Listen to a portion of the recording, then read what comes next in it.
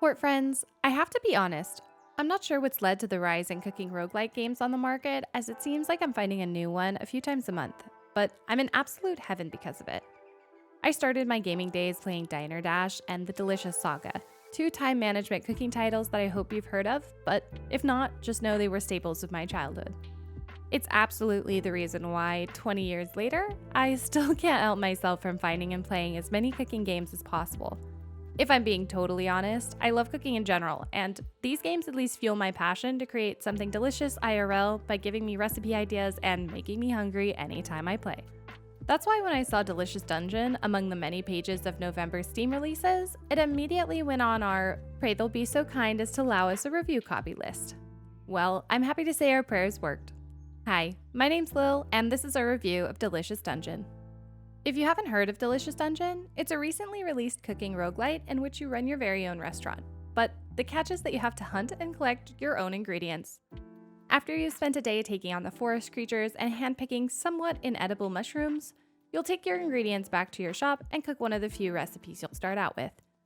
Don't worry though, the local townsfolk won't put up with your subpar recipes for long and will offer you their aid in not only helping you find new ones, but also in your hunting and cooking efforts.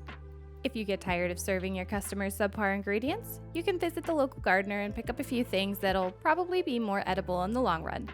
That, or just visit the blacksmith who can help you upgrade all your kitchen equipment and hunting gear and abilities in order to survive long enough to bring back the truly good stuff. Now, I have to be honest, I had a lot of fun with this one. The graphics are great for this style of game, and the music definitely fits that cozy and casual vibe perfectly. The dungeons are designed well, and the combat is quite fluid for a title like this. There's enough of a challenge to feel like a real roguelite, but it's also forgiving enough to be enjoyed by a less adept crowd. I haven't felt like I need some type of advanced tactics to accomplish the dungeon bosses, and while I have died a few times to them, it felt a lot more like I needed to upgrade my items and try again, rather than my own incompetency or inability to do it. There's an added bonus that allows you to hire adventurers to go out into the dungeons and collect ingredients for you. You'll need to increase your restaurant reputation in order to do that, and you're going to need some upgrades if you have any plans on improving. This leads me into talking about the upgrades themselves, as normally in roguelites you pay for a few upgrades only to feel about 2% stronger. In Delicious Dungeon, there was noticeable improvement from each upgrade, and all of them felt extremely relevant. You can't really waste money at the shop, so even if you upgrade something that's slightly less important, you're going to need it in the long run. Once you're finished in the dungeons, you head back to your restaurant and set your menu for the day, then get to cooking. My personal favorite thing about this game is that it's not a rushed cooking experience. Yes, you'll need to pay attention during the mini games to ensure you're not overboiling your rice, burning your fried food, or chopping your ingredients until they're unrecognizable. But I found them all to be quite forgiving and fun. The upgrades only make them easier and better, and if you really get sick of it all, you can just hire help and leave the cooking to a more qualified chef. Just like the adventurers, you'll have to have a good reputation if you want to use the best chefs, so you'll have to do some cooking in order to get a qualified cook. Let's take a quick moment to talk about any negatorias in the game, and the only one I really have to bring up is the camera angles.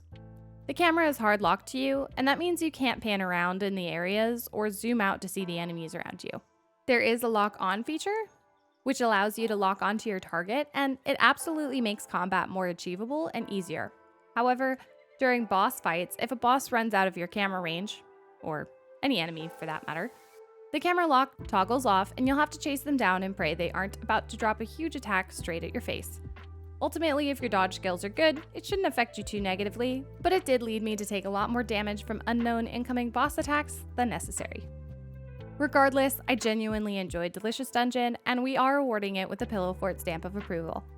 It offers enough gameplay to make the $14 price tag worth it, and comes with a great soundtrack, fun cooking minigames, decent recipe diversity, a casual restaurant experience, and endless amounts of crawling through dungeons to pick plants and hunt for your dinner. That's going to be it for this review, but if you have any issues with the game, feel free to join their Discord. I've included a link to it in the description.